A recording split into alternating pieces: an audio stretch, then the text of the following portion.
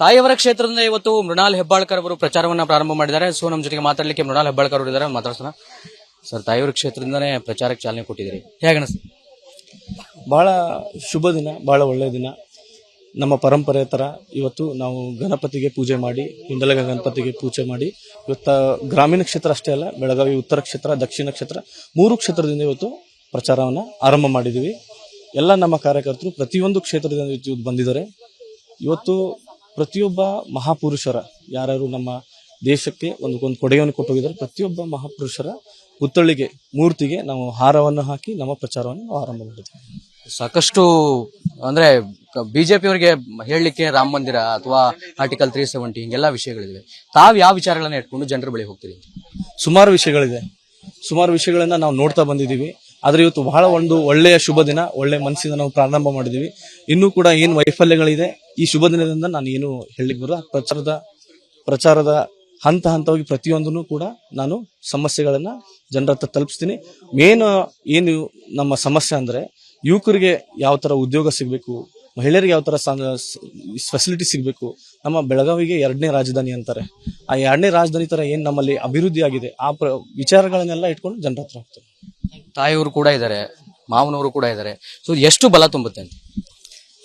ತಾಯಿಯವರು ಇದ್ದಾರೆ, ಮಾವರು ಇದ್ದಾರೆ, ಎಲ್ಲ ನಮ್ಮ ಹಿರಿಯರಿದ್ದಾರೆ, ಕಾರ್ಯಕರ್ತರಿದ್ದಾರೆ. ನಮ್ಮ ನಾಯಕರಾದಂಥ ಸನ್ಮಾನ್ಯ ಶ್ರೀ ಸತೀಶಣ್ಣ ಜಾರಕಿಹೊಳಿ ಅವರು ಇದ್ದಾರೆ. ಬಹಳ ಬಲ ಬಂದಿದೆ. ನಮ್ಮ ಸರ್ಕಾರ ಇದೆ. ನಮ್ಮ ಸರ್ಕಾರಗಳ 5 ಗ್ಯಾರಂಟಿ ಕೂಡ ಇವತ್ತು ಬಹಳ ಸಕ್ಸಸ್ಫುಲಿ ಜನರ ಹತ್ರ ತಲುಪ್ತಾ ಇದೆ. ಒಂದು ಒಳ್ಳೆ ವಾತಾವರಣ ಇದೆ. ಈ ಬಾರಿ ಕಾಂಗ್ರೆಸ್ ಪಕ್ಷ ಗೆದ್ದೇ ಗೆಲ್ಲುತ್ತೆ ಅಂತ ಹೇಳಿ ವಿಶ್ವಾಸ ಇದೆ. ತಾಯಿಯವರ ಕ್ಷೇತ್ರದಿಂದ ಇವತ್ತು ಮೃಣಾಲ್ ಹೆಬ್ಬಾಳ್ಕರ್ ಅವರು ಪ್ರಚಾರವನ್ನ ಪ್ರಾರಂಭ ಮಾಡಿದ್ದಾರೆ. ಸೊ ನಮ್ಮ ಜೊತೆಗೆ ಮಾತಾಡಲಿಕ್ಕೆ ಮೃಣಾಲ್ ಹೆಬ್ಬಾಳ್ಕರ್ ಅವರು ಇದ್ದಾರೆ, ಮಾತಾಡ್ಸೋಣ. ಸರ್, ತಾಯಿಯವರ ಕ್ಷೇತ್ರದಿಂದನೇ ಪ್ರಚಾರಕ್ಕೆ ಚಾಲನೆ ಕೊಟ್ಟಿದ್ದೀರಿ, ಹೇಗೆ ಅನಿಸ್ತು? ಬಹಳ ಶುಭ ದಿನ, ಬಹಳ ಒಳ್ಳೆಯ ದಿನ.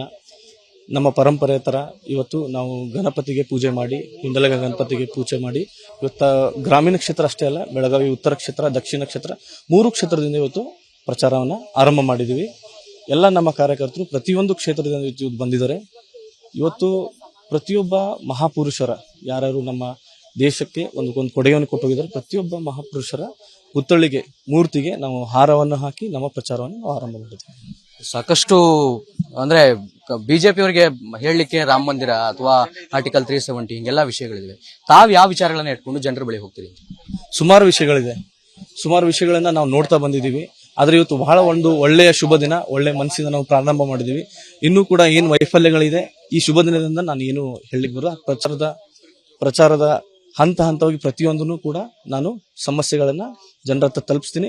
ಮೇನ್ ಏನು ನಮ್ಮ ಸಮಸ್ಯೆ ಅಂದ್ರೆ, ಯುವಕರಿಗೆ ಯಾವ ತರ ಉದ್ಯೋಗ ಸಿಗಬೇಕು, ಮಹಿಳೆಯರಿಗೆ ಯಾವ ತರ ಫೆಸಿಲಿಟಿ ಸಿಗಬೇಕು. ನಮ್ಮ ಬೆಳಗಾವಿಗೆ 2ನೇ ರಾಜಧಾನಿ ಅಂತಾರೆ. ಆ 2ನೇ ರಾಜಧಾನಿ ತರ ಏನ್ ನಮ್ಮಲ್ಲಿ ಅಭಿವೃದ್ಧಿ ಆಗಿದೆ, ಆ ವಿಚಾರಗಳನ್ನೆಲ್ಲ ಇಟ್ಕೊಂಡು ಜನರ ಹತ್ರ ಹೋಗ್ತಾರೆ. ತಾಯಿಯವರು ಕೂಡ ಇದ್ದಾರೆ, ಮಾವನವರು ಕೂಡ ಇದ್ದಾರೆ. ಸೊ ಎಷ್ಟು ಬಲ ತುಂಬುತ್ತೆ ಅಂತ? ತಾಯಿಯವರು ಇದ್ದಾರೆ, ಮಾವರು ಇದ್ದಾರೆ, ಎಲ್ಲ ನಮ್ಮ ಹಿರಿಯರಿದ್ದಾರೆ, ಕಾರ್ಯಕರ್ತರಿದ್ದಾರೆ. ನಮ್ಮ ನಾಯಕರಾದಂಥ ಸನ್ಮಾನ್ಯ ಶ್ರೀ ಸತೀಶಣ್ಣ ಜಾರಕಿಹೊಳಿ ಅವರು ಇದ್ದಾರೆ. ಬಹಳ ಬಲ ಬಂದಿದೆ. ನಮ್ಮ ಸರ್ಕಾರ ಇದೆ. ನಮ್ಮ ಸರ್ಕಾರಗಳ 5 ಗ್ಯಾರಂಟಿ ಕೂಡ ಇವತ್ತು ಬಹಳ ಸಕ್ಸಸ್ಫುಲಿ ಜನರ ಹತ್ರ ತಲುಪ್ತಾ ಇದೆ. ಒಂದು ಒಳ್ಳೆ ವಾತಾವರಣ ಇದೆ. ಈ ಬಾರಿ ಕಾಂಗ್ರೆಸ್ ಪಕ್ಷ ಗೆದ್ದೇ ಗೆಲ್ಲುತ್ತೆ ಅಂತ ಹೇಳಿ ವಿಶ್ವಾಸ ಇದೆ. ಅನುಕ್ಷಣದ ಸುದ್ದಿಗಳಿಗಾಗಿ ವಿಸ್ತಾರ ನ್ಯೂಸ್ ಯೂಟ್ಯೂಬ್ ಚಾನೆಲ್ ಸಬ್ಸ್ಕ್ರೈಬ್ ಮಾಡಿ. ಹೊಸ ಸುದ್ದಿಗಳ ನೋಟಿಫಿಕೇಶನ್ಗಾಗಿ ಬೆಲ್ ಐಕಾನ್ ಕ್ಲಿಕ್ ಮಾಡಿ. ಲೇಟೆಸ್ಟ್ ಅಪ್ಡೇಟ್ಸ್ಗಾಗಿ www.vistaranews.com ವೆಬ್ಸೈಟ್ಗೆ ವಿಸಿಟ್ ಮಾಡಿ. ಅಂಗೈಯಲ್ಲೇ ಜಗತ್ತಿನ ಸುದ್ದಿ ತಿಳಿಯಲು ವಿಸ್ತಾರ ನ್ಯೂಸ್ ಕನ್ನಡ ಆಪ್ ಡೌನ್ಲೋಡ್ ಮಾಡಿ.